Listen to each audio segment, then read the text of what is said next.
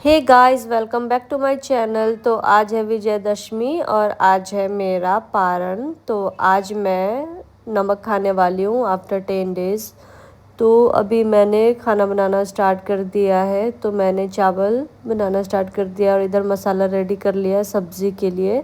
तो मुझे समझ में नहीं आ रहा था क्या बनाऊँ क्या नहीं बनाऊँ, तो मैंने कद्दू ऑर्डर किया ज़ेप्टो से।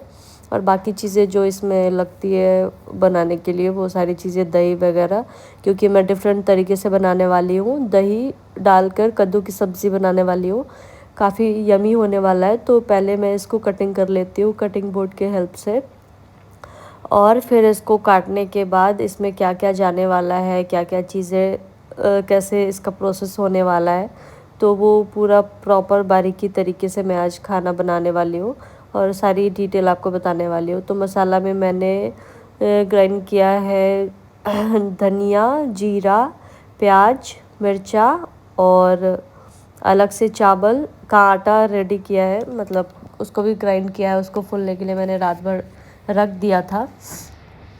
तो उसके यूज़ से तो मैं पकौड़ा बनाने वाली हूँ कद्दू का, मतलब 4-5 पकौड़ा ही, ज़्यादा तो बनाऊँगी नहीं, एक पेट के लिए बहुत ज़्यादा तो बनाना होता नहीं है। बाकी लौकी जो बच जाएंगे उसकी मैं सब्ज़ी बनाने वाली हूँ। तो इसको यहाँ पे लौकी बोलते हैं, यहाँ पे क्या हर जगह लौकी बोलते हैं, लेकिन हमारे बिहार में इसको कद्दू बोलते हैं।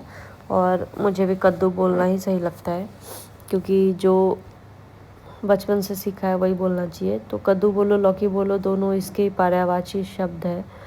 तो अभी काटना बहुत ही आसान है, कद्दू को काटने के लिए इतना मुश्किल लगता नहीं। और क्योंकि ये कद्दू बहुत ही बच्चा सा है, छोटा सा है, तो और भी मुश्किल नहीं है, ईज़िली कट जा रहा है। और छोटा सा ही है तो ज़्यादा टाइम भी नहीं लग रहा है। और इधर चावल भी मेरा बन रहा है। तो चावल में बनाने में इतना मेहनत तो है नहीं, उसमें चावल पानी डाल दो, स्टीम होता रहता है। स्टीम राइस में यही तो फ़ायदा है कि ज़्यादा मेहनत है ही नहीं। तो वो बन रहा है साइड में, और इधर मैं कद्दू सब्ज़ी की तैयारी में लगी पड़ी हूँ, क्योंकि जल्दी जल्दी बन जाए, क्योंकि आफ्टर 10 डेज़ के बाद फास्टिंग तोड़ना भी है और टाइम है उसका प्रॉपर, एक स्पेसिफिक टाइम है, 6 बजे से 8 बजे का ही मुहूर्त है। तो इसके लिए मुझे और भी जल्दी जल्दी बनाना है, पूजा की भी तैयारी करनी है। तो इसके लिए मुझे फास्ट करना पड़ रहा है। तो मैं देख रही हूँ कितना जल्दी हो पाए, हालांकि मुश्किल तो है नहीं, लेकिन टाइम तो लगेगा, इतना फटाफट तो हो नहीं सकता, अपन रोबोट तो है नहीं। और मुझे क्या ओसीडी भी है, तो मुझे गंदगी से बहुत प्रॉब्लम है, तो मैं साथ ही साथ सफाई भी करने लग जाती हूँ। तो इसके लिए भी और भी ज़्यादा मुझे वक्त लग जाता है। मुझे एक भी गंदगी पसंद नहीं है मेरे आसपास, इसीलिए मैंने मेरी सारे आसपास की गंदगी की सफाई कर दी ही। तो अब मैं कद्दू को पहले एक पानी से उसको साफ़ कर लूँगी, और चॉपिंग बोर्ड को भी साफ़ कर लूँगी, क्योंकि उस पर भी थोड़े बहुत तो लग ही जाते हैं ना कुछ काटने के वक्त में। तो अब उसकी सफाई होने के बाद मैं उसका कटिंग करना स्टार्ट करने वाली हूँ। जब तक मैं मेरे हाथ भी साफ़ कर रही हूँ, क्योंकि काटने टाइम हाथ में भी थोड़ा ग्रीनी कुछ ना कुछ तो लग ही जाता है, तो उसको भी हटाना ही होता है, नहीं तो वो बार बार चिप जैसा होता रहता है, तो अच्छा नहीं लगता। और ये है चावल का आटा मेरा रेडी हो गया। इसको मैं एक भगोने में निकाल लेती हूँ, क्योंकि आफ्टर सब्ज़ी कटिंग के बाद उसमें उसको मिक्स करना होगा प्रॉपर अच्छे से मेल्ट करके। उसमें और भी सारे मसाला जाएंगे, तो कौन कौन सा मसाला मैं उसमें डालने वाली हूँ वो भी मैं आपको बताती हूँ। उसमें हल्दी मसाला और सब्ज़ी मसाला और मिर्चा पाउडर थोड़ा सा, ज़्यादा नहीं।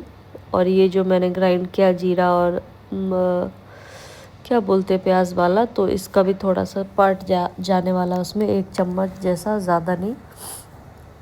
तो चावल का आटा तो हमारा रेडी हो गया है, और उसमें मिक्स करने के बाद थोड़ा उसका थिकनेस भी अच्छा हो जाएगा, तो उसमें मेल्ट होने में मुश्किल नहीं होगा।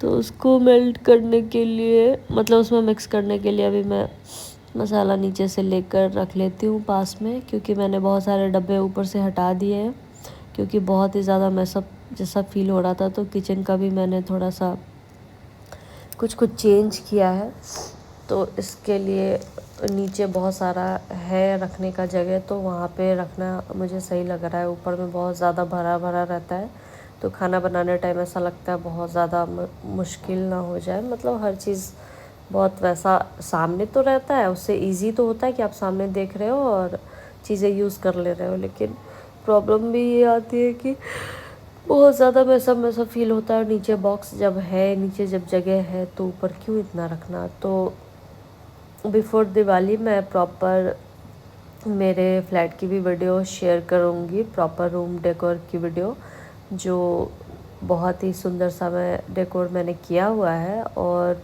बाकी थोड़ी थोड़ी चीज़ें जो और भी करनी है दिवाली से पहले, तो मैं सोच रही हूँ करने का। तो देखते हैं कब तक कर पाते हैं, अभी टाइम ही नहीं मिलता, बहुत मुश्किल से टाइम निकालना पड़ता है व्लॉग सारी चीज़ें के लिए। तो अच्छा है, बिज़ी रहना मुझे बहुत पसंद है। तो अभी मसाला मैं मिक्स कर रही हूँ। मैंने सबसे पहले डाल दिया है सब्ज़ी मसाला। अब मैं इसमें अदरक लहसुन का पेस्ट डालने वाली हूँ, और पहले तो नमक डाल देती हूँ। और गाइस, आज ही सेंधा नमक नहीं, मैं हमेशा सेंधा नमक ही खाती हूँ, क्योंकि आयुर्वेद में सेंधा नमक के बहुत ही ज़्यादा फ़ायदे हैं। और क्योंकि वाइट नमक भी खाना चाहिए, उसमें आयोडीन होता है, इसमें आयोडीन नहीं होता है। लेकिन सिर्फ एक आयोडीन के लिए आप सेंधा नमक को इग्नोर नहीं कर सकते, क्योंकि सेंधा नमक में 10 और भी अच्छी चीज़ें पाई जाती है। तो आप अल्टरनेट यूज़ कर सकते हो, जैसे वाइट नमक भी कभी कभी यूज़ करो, और सेंधा नमक भी, मतलब आप वीकली यूज़ कर सकते हो या डेली वाइज चेंज कर सकते हो। जैसे 2 दिन आप सेंधा नमक खा लो, 2 दिन वाइट नमक खा लो, तो दोनों के ही अपने ही फ़ायदे हैं। सेंधा नमक के ज़्यादा फ़ायदे हैं, और ऐसा भी नहीं कि आप लाइफ टाइम सेंधा नमक ही खाओ और आयोडीन की कमी कर लो बॉडी में, तो ऐसा भी नहीं कर सकते। तो या तो दोनों को मिक्स कर दो दोनों को मिला दो। बट फ़र्क ये आता है कि सेंधा नमक आप थोड़ा भी डालो तो बहुत ज़्यादा हो जाता है, और वाइट नमक ज़्यादा भी डालो तो कम कम जैसा ही फीलिंग आता है। तो दोनों के अपने ही साइड इफ़ेक्ट है, एडवांटेज है, डिसएडवांटेज है, तो वो सारी चीज़ें देखने पड़ते हैं। तो उसके लिए हर चीज़, काला नमक भी रखना चाहिए कभी कभी सैलड में, तो खाने के लिए मज़ा आता है। तो तीनों नमक के अपने ही फ़ायदे हैं। अभी मैं इसमें से भी थोड़ा सा मसाला उसमें यूज़ करने वाली हूँ, बाकी ये तो मसाला सब्ज़ी में ही जाएगा। और पकौड़ा मैं बनाऊँगी ज़्यादा नहीं, वो बस 5-6 ही बनाऊँगी। बाकी जो उसमें ही मिक्स होके थोड़ा थोड़ा उसको फ्राई किया जाएगा, बाकी वो सब्ज़ी में ही जाएगा उसके बाद। तो अभी प्रोसेस मैं आपको दिखाती हूँ। पहले तो उसको मैं मिक्स कर लूँ, और मिक्स करने के बाद पहले तो सब्ज़ी की चॉपिंग कर लूँ, क्योंकि चॉपिंग तो हुई नहीं है, बस उसके छिलके मैंने हटाए थे। तो इसको एकदम पतला पतला बारीकी के तरीके से काटना है, आराम से काटना है। और काटने के बाद ये मसाले में जाने वाला है, वो येलो वाले मसाले में, ब्राउन वाले में नहीं। तो अभी मैं आराम आराम से इसलिए काट रही हूँ, क्योंकि थोड़ी सी तो वीकनेस तो रहती है बॉडी में। आप 10 दिन से फल पे हो, और फल भी मैं ज़्यादा नहीं खाती थी, 2 सेब और 1 नारियल पानी पीती थी। तो और ज़्यादा मुझे ना वैसे पानी वाले फल पसंद है, जैसे तरबूजा हो गया, खीरा हो गया, तो मैं वही सारी चीज़ें ज़्यादा खाती थी। और सेब भी ये सब मुझे इतना नहीं पसंद है, हालांकि उसमें भी तो पानी पानी होता है, लेकिन पता नहीं सेब बहुत मीठा लगता है, तो मुझे मीठा फल नहीं पसंद है, मुझे खट्टा फल पसंद है। तो मैं मौसम्बी, ऑरेंज, ये सारी चीज़ें मैंने ज़्यादा खाया है फास्टिंग के टाइम पे। तो इसलिए भी 10 दिन से मेरे कंटिन्यू व्लॉग नहीं आ पा रहे थे, क्योंकि आप सोच सकते हो टाइम पे आपको 1-2 घंटे पूजा करने में लगता है, फिर उसके बाद सारी चीज़ें, और फिर शूटिंग के भी काम को देखना पड़ता है, क्योंकि आप काम तो नहीं साइड कर सकते ना। तो शूटिंग का एक प्रॉपर प्रोसेस होता है, ऑडिशन होता है, तो वो सारी चीज़ें डेली ही बेसिस पे चलता रहता है। राइटिंग का भी मेरा काम रहता है, डबिंग का काम रहता है, तो मैं उन सब चीज़ों पे भी मेरा 12-14 घंटा तो निकल ही जाता है। तो इसके लिए सारी चीज़ें मेंटेन नहीं हो पा रहा था, इसलिए अपडेट कुछ कर नहीं पा रही थी ख़ास। अब मैंने इसको बनाना स्टार्ट कर दिया, क्योंकि हमारा सब्ज़ी जो कद्दू है वो चॉपिंग हो गया है, उसको मैंने मसाले में रेडी कर दिया है। और अभी कढ़ाई में मैंने तेल गरम भी कर लिया है, तो अब इसको डालना स्टार्ट करेंगे। उधर मेरा चावल भी बन के रेडी हो गया। और चावल पकने के बाद जब उसका मार आप निकाल लेते हो, तो थोड़ा देर उसका प्लेट हटा के रखना पड़ता है, क्योंकि उसमें जो भाप होता है वो निकल जाता है। अगर आप उसी टाइम उसको ढक दोगे तो आपका चावल ऐसा, मतलब बहुत गीला गीला सा हो जाएगा, और फिर वो चिपकने लगेगा एक दूसरे में, तो आपको टेस्टी नहीं लगेगा। तो इसके लिए थोड़ी देर तक प्लेट उसका साइड रखना होता है, इसलिए मेरा चावल ढका हुआ नहीं है। तो इसलिए उसको मैंने वैसे रखा हुआ है। उसको थोड़ी देर बाद मुझे ढकना। अभी मैंने पकौड़ा बनाना तलना स्टार्ट कर दिया है। कढ़ाई में तलना भी स्टार्ट हो गया। कितना सुंदर सुंदर लग रहा है तो मज़ा आ रहा है बनाने के लिए। और ये भी लग रहा है कि जल्दी पक जाए, क्योंकि ये सब स्मेल 10 दिन बाद मेरे नाक में जा रहा है, तो मुझे वो इतना अच्छा भी नहीं लग रहा है। क्योंकि आप 10 दिन से आपने मतलब आप समझ सकते हो, तो फीलिंग वैसी रहती है कि आपको किचन में जाने का मन नहीं करता है। लेकिन पेट के लिए इंसान को खाना तो बनाना पड़ेगा। और मुझे होममेड ही खाना पसंद है, इसलिए मैं बाहर का खाना बहुत कम खाती हूँ। जैसे प्रॉपर डाइट जो होता है ना, वो बाहर का ऐसे पिज़्ज़ा विज़्ज़ा तो इंसान खा ही लेता है, क्या करेगा। लेकिन ऐसे जो प्रॉपर चावल दाल सब्ज़ी, जो भी बिहारी लोग हैं आई थिंक कनेक्ट करेंगे, क्योंकि बिहारियों को ना होममेड ही खाना ज़्यादा पसंद आता है। तो मुझे भी और सबको ही मुझे लगता है होममेड ही सब आजकल प्रेफर करते हैं। क्योंकि आप फास्टिंग में आप सुबह सुबह ऑर्डर तो कर लोगे, लेकिन वो खाना आपका डाइजेस्ट होने के लिए भी मुश्किल होगा।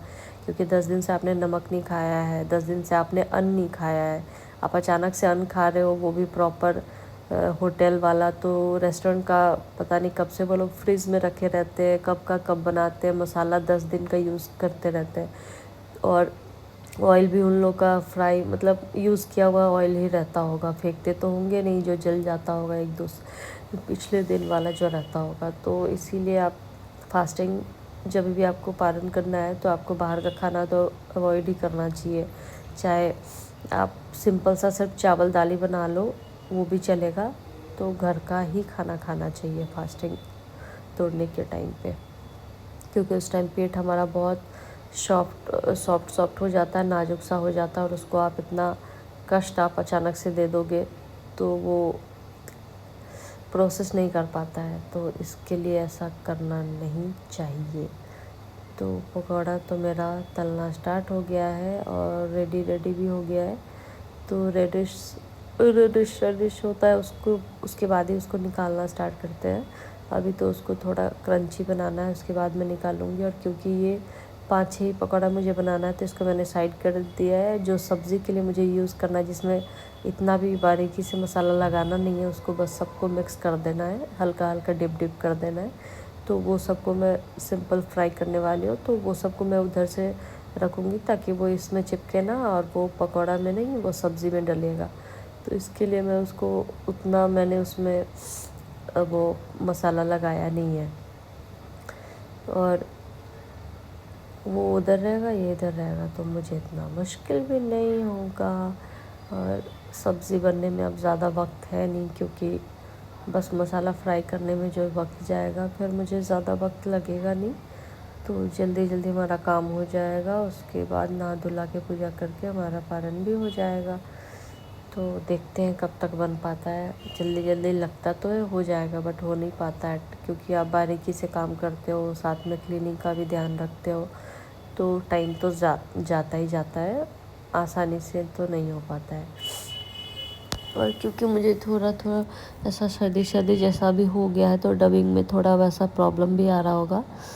खैर कोई बात नहीं, आवाज़ तो आ ही रही होगी क्लियर, मुझे जैसा लग रहा है, मुझे जैसे फीलिंग आ रही है, जैसे वाइब आ रही है, तो आवाज़ तो क्लियर ही होगा। बाकी मैं बस चाह रही हूँ एक साथ ही सारा पकौड़ा तलना स्टार्ट हो जाए, क्योंकि मुझे दोबारा ना डालना पड़े, क्योंकि और वेट करना पड़ेगा। और आज इतना मुझे है नहीं कि मैं इतना एकदम अच्छे से टाइम दे कर पकाऊं, क्योंकि वो जो उधर वाला जितना भी आप देख पा रहे हो सबको सब्ज़ी में डालना ही है, तो वापस से वो सारी चीज़ें पक ही जाएगा। उसको बस हल्का फ्राई करना है, मतलब बहुत ज़्यादा उसको फ्राई नहीं करना है।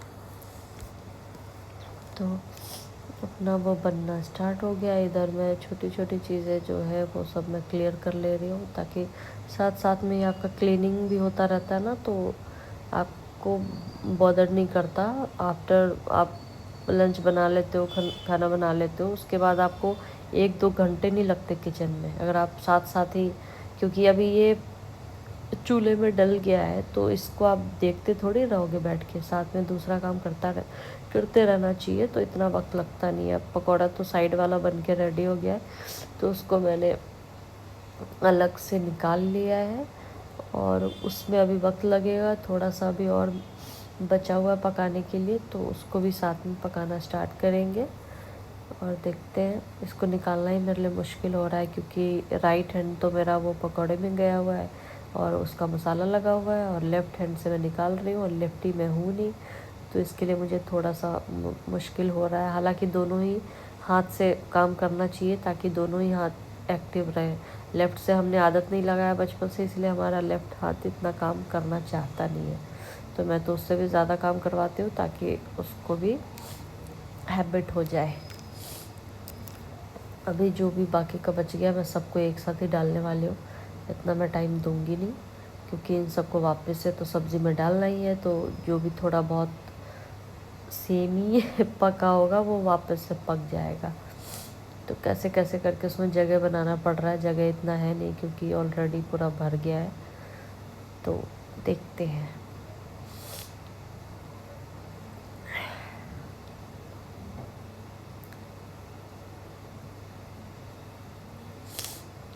सबको पलटाने के लिए भी मुश्किल हो रहा है क्योंकि सब पलटना ही नहीं चाह रहा है, और छोटा छोटा सा भी है तो और मुश्किल हो रहा है। लेफ़्ट हैंड से ज़्यादा मुझे मुश्किल हो रहा है, लेकिन करना तो पड़ेगा। कोशिश करने वालों की हार नहीं होती, डर कर नौका पार नहीं होती, और अपना काम तो हमेशा ही स्वयं स्वयं ही करना चाहिए। मुझे हिंदी भी मेरी ख़राब हो रही है, मैं कितना प्रैक्टिस करती हूँ माइथो ऑडिशन, माइथो सीरीज़ के लिए, तो स्वयं तो नहीं होता, स्वयं स्वयं होता है। स्वयं स्वयं के लिए तो अपना काम करना ही चाहिए। अभी बाकी जो भी बच गया मुझे लग रहा है एक साथ ही मैं डाल दूँ, थोड़ा सा ही तो फ्राई करना है, इतना क्या इंतज़ार करना, लेकिन इंतज़ार तो करना पड़ेगा क्योंकि सब्र का फल मीठा नहीं, आज क्रंची होने वाला है और बहुत ही यमी होने वाला है, तो सब्र तो रखना पड़ेगा क्योंकि आज सब्र का फल मीठा नहीं खाना है, आज नमकीन खाना है।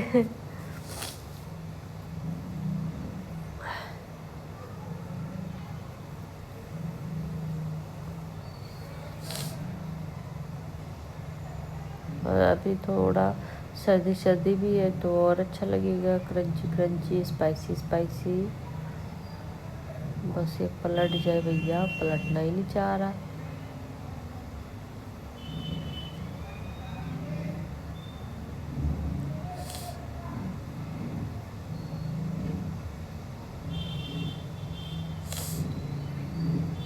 अब मसाला का टाइम आ गया, सारे पकोड़े को मैंने निकाल लिया है, जो भी सब्ज़ी में भी डालने के लिए बनाया था उसको भी निकाल लिया है, पर अभी मैंने इसमें जो भी मसाला मैंने ग्राइंड किया था वो डाल दिया है। अब मैं अदरक लहसुन का पेस्ट डाल रही हूँ, और बाकी जो भी हल्दी है, ऊपर से सब्ज़ी मसाला है थोड़ा थोड़ा, वो भी जाएगा,